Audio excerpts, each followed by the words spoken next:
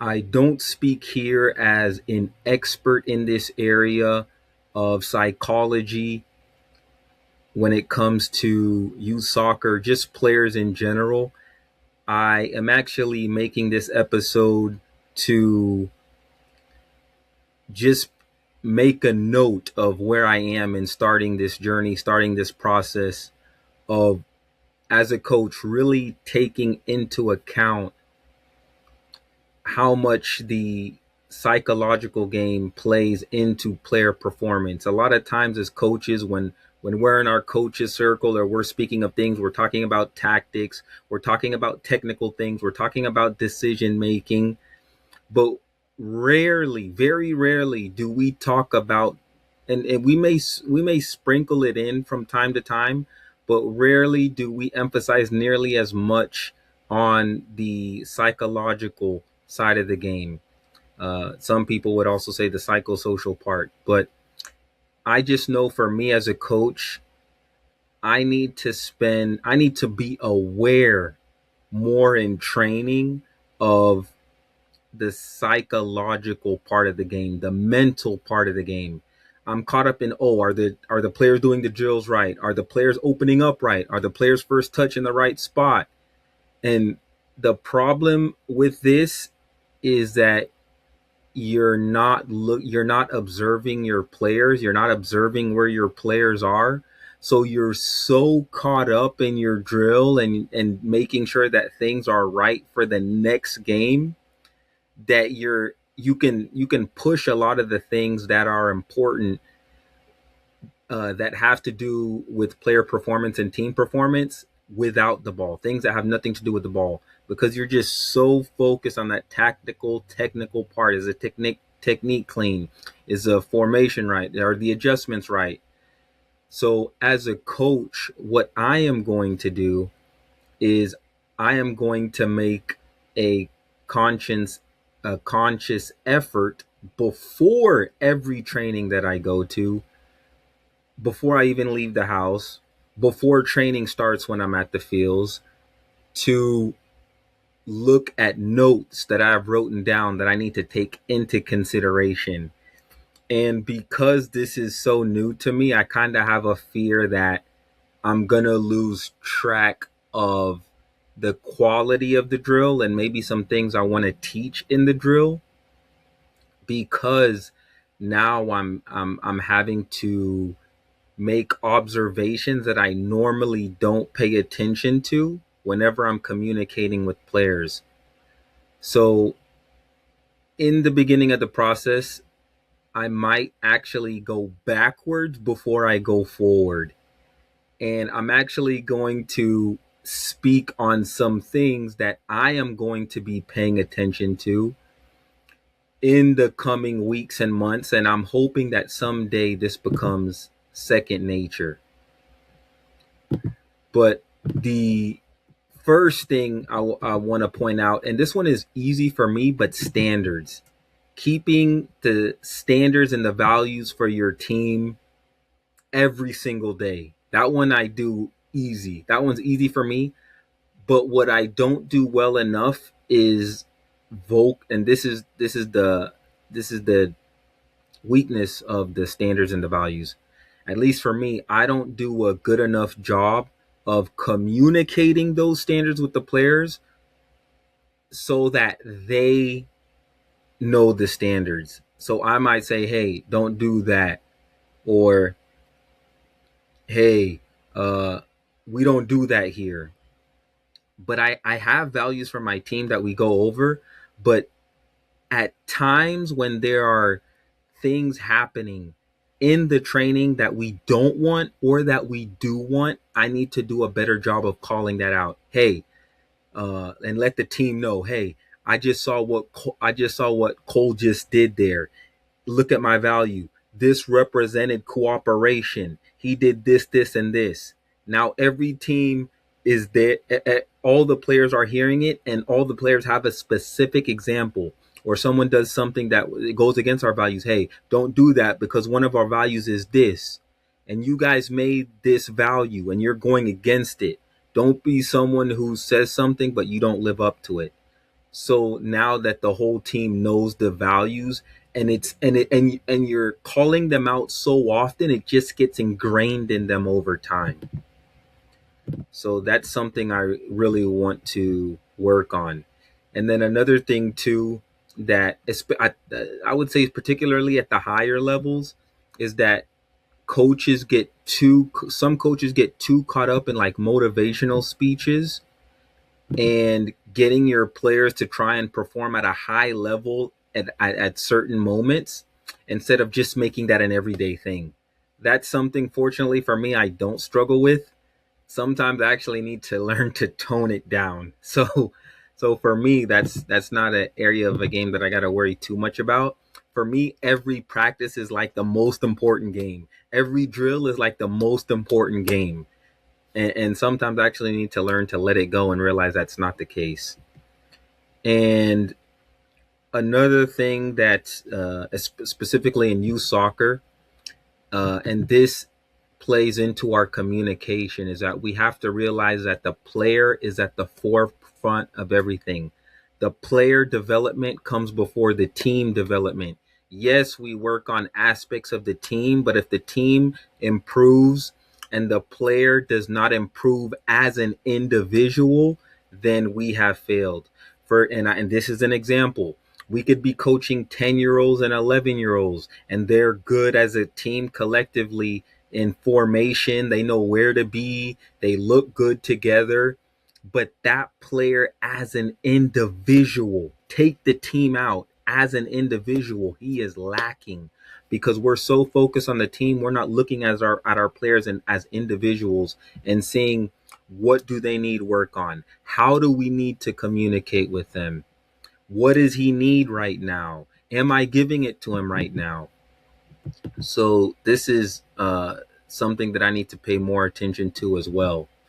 And then when it and the next thing going into communication is timing of what we say. One of the biggest things I've been aware of recently in terms of communication and timing, and I'm happy that I'm going doing this, is if we have a if we have a bad game and I'm so angry, I don't say anything. It happened a few weeks ago or a couple months ago. There are some games that were so bad, and I knew that I was going to react emotionally, that I just said, all right, guys, just go home. Um, we'll speak about this next practice. Uh, so that's one thing, because a lot of the times when you are really mad and you react at that moment, it's objective, it's not subjective.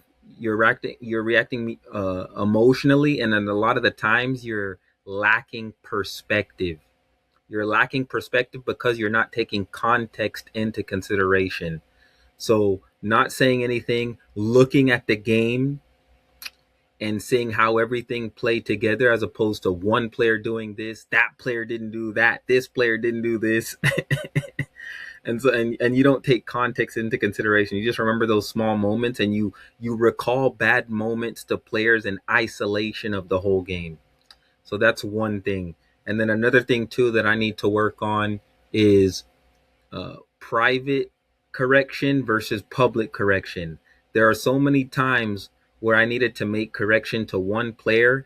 So why am I stopping the whole game and addressing the whole team for one player's mistake, or one player doing something wrong?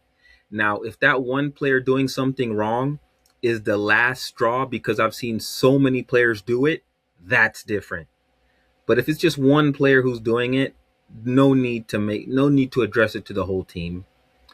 And also knowing private versus public, there are certain comments you may want to make a point to a player, but there may be damage saying that to him in private or in public versus private. Some players can handle the public uh, criticism, some you need to do privately. And this is where you got to treat players differently, because we're not all the same people. Some things we like, other people don't like. Some things we respond to, other people don't respond to. Some things we don't respond to, and other people respond to that. So we have to be cognizant of that and treat everybody equally how they are, not based off of everybody is the same. Because if you treat everybody the same, the problem is it'll work for some people, but it won't work for others. So that's not fair. That's not fairness. And another, and this kind of goes back to what I said before, is about being a leader who is in control of your emotions, and you don't go to the point of where you have players in a state of fear.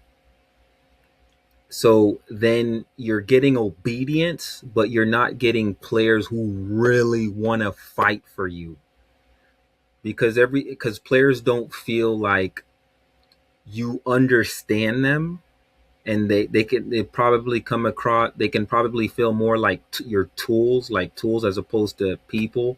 So they may obey you, but they don't get that, they don't get that sense that, hey, I'm gonna die for this manager. I'm gonna work to exhaustion for this manager, as opposed to, oh, I'm just gonna do it because of what he said. So this is important in terms of our emotional stability and knowing how to communicate, when to communicate what. And if you're not at the professional level, you don't really have to worry about this. So I'm not going to go into it in depth. Is with your players, you want to protect them in public. So if they're facing criticism, you want to absorb that criticism, and then in private is where you give them the straight truth, the brutal truth. That's something that's very important. And then this next thing is something I cannot wait to see how uh, it plays into the psyche of players. And I don't know if hunger is the right word, improving their hunger. I don't know. I don't know what the right word is, but that is defining an enemy. So who is your team against? Who is your team fighting against? And it doesn't have to be another team or another player. It could be a cause. It could be uh, it could be you have a certain group of players, and society has a certain belief against those types of players, and then that could be your enemy, going against the perceived notion of your team based off of appearance. It could be something that I'm doing is, I'll just give an example. So I have a team. Let's say I have a team that's on the lower end and a team that's on the higher end.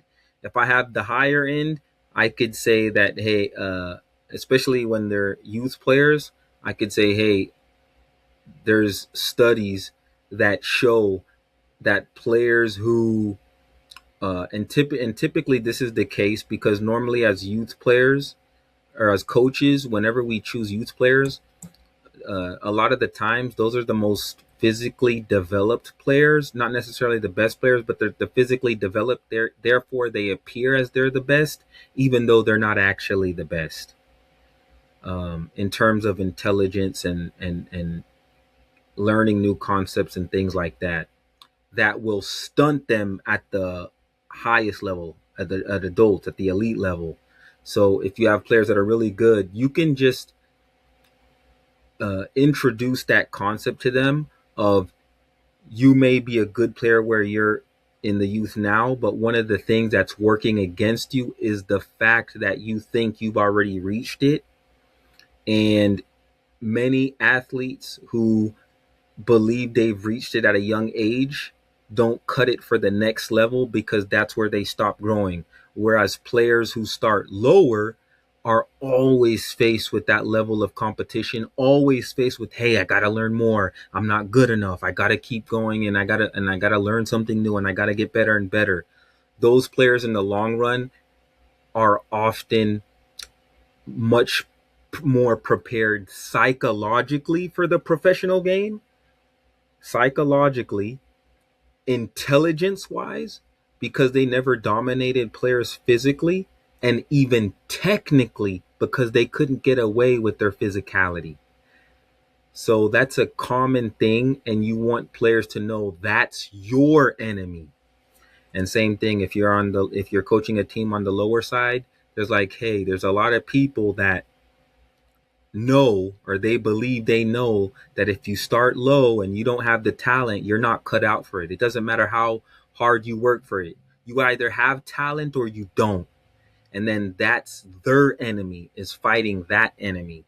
And that unites them together. That at least brings a cause. And I'm not saying that particular, I'm just saying an enemy brings the team together. So when things are kind of tough and shaky, you just remind them, hey, remember, we have a common enemy, and this is what unites us. There's a few other things that I have learned, but I'm not going to go over those today. I hope you were able to take one thing from this episode. Stay tuned.